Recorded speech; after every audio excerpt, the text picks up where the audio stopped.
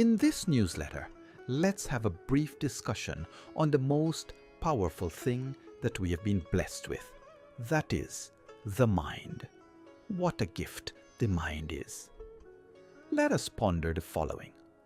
What distinguishes us from other living things, including subhuman animals on this planet?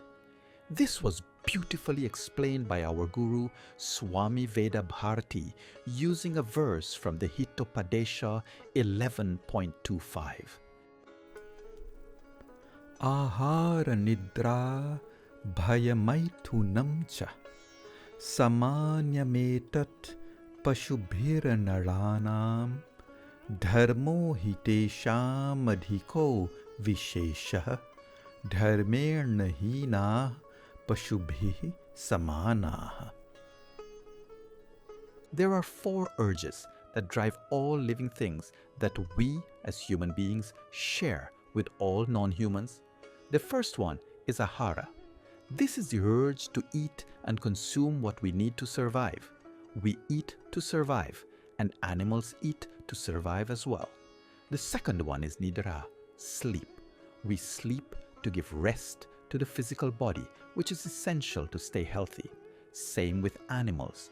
The third is bhaya, fear, including abhinivesh, which is fear of death.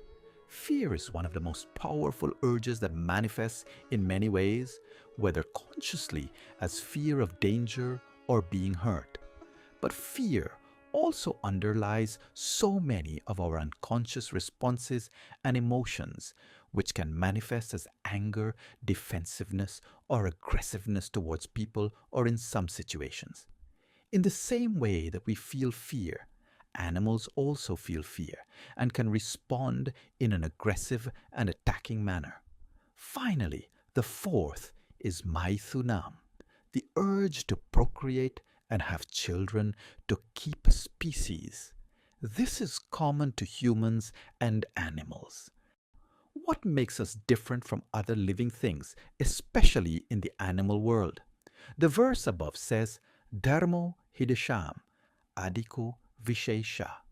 That ability to do good and righteous deeds according to our dharma, our duty to every living being for the good of all, distinguishes us from non-human animals. My dear brothers and sisters, our God, our Creator and Benefactor, has blessed us with the gift of mind that has the capacity of infinite wisdom that allows us to practice Dharma. This gift of our mind is illuminated by the very light of our souls.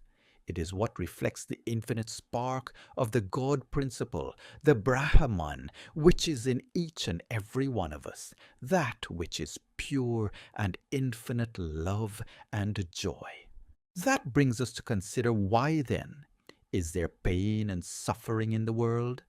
If each of us is a spark of our benevolent Almighty, then why are our experiences so different? Why do we perceive things in so many different ways? To understand this, we must consider the nature and function of our mind itself. The nature of mind. According to Samkhya philosophy, the mind's nature is the subtlest form of matter, that is, Prakriti, with its energy field or mind field vibrating at a higher frequency than the grosser energy fields in breath and body. The mind is illuminated by self, individuated Atman or Chitta Shakti, which is our true essence. The mind, as a field of energy, acts as a bridge between the inner and outer worlds, functioning at different levels that influence how we perceive, interact with, and respond to the world around us. Our minds are complex and function at so many levels and layers. Swami Veda compares the depth of the mind to the depth of an ocean. Just as the waves on the ocean are choppy and noisy, the shallow part of the mind is noisy. But if we dive deeper, there is silence, the beginning of the light that we are. To make the most of our mind, we need to understand the different functions of the mind and how these operate. and then consider how we can use the mind to achieve our goals of love, joy, unity, and fulfillment.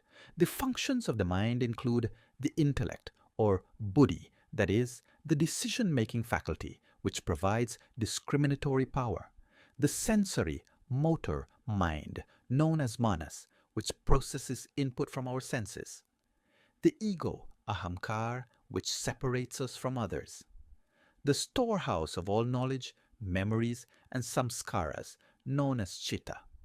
According to the Yoga Sutras, Chapter 1, Sutra 33, we can cultivate chitta prasadanam, that is, a pleasant mind.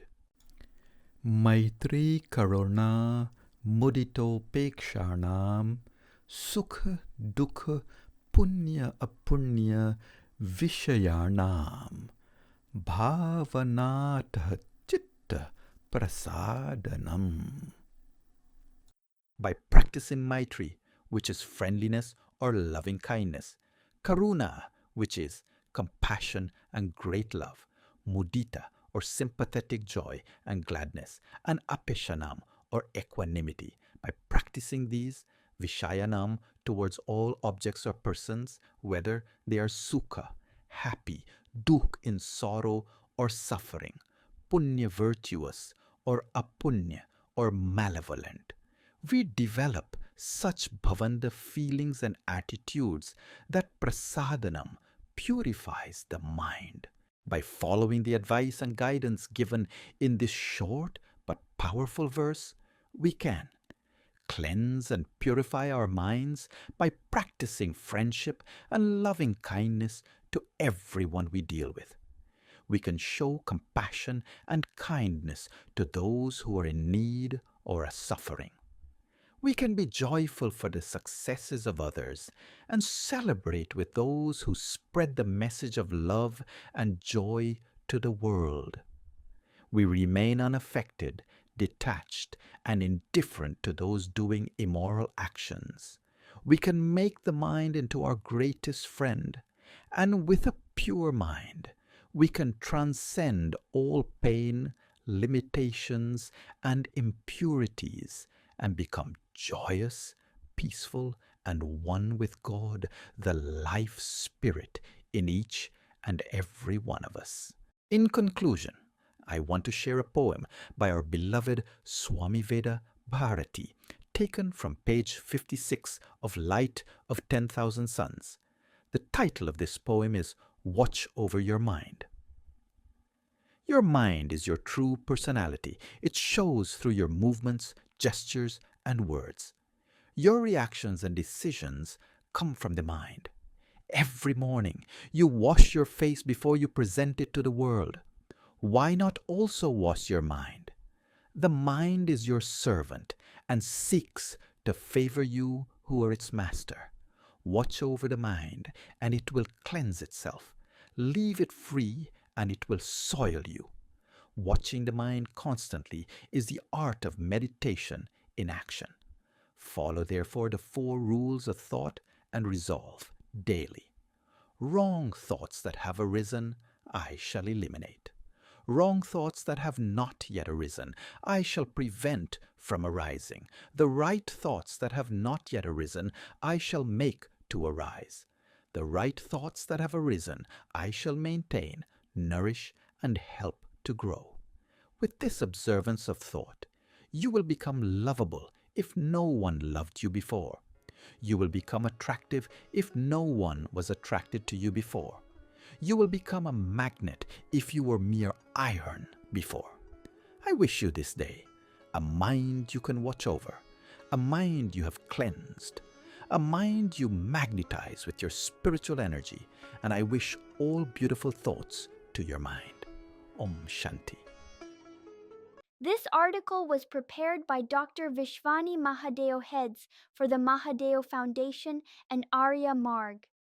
Thank you for listening to this Arya Marg newsletter podcast of March 2025. God bless you. This message comes to you from the Mahadeo Foundation. Please visit our website, mahadeo.foundation, and join our evening prayers in the virtual Temple of Light. Be welcome to send your comments and suggestions, and subscribe to our newsletter, the Arya Marga.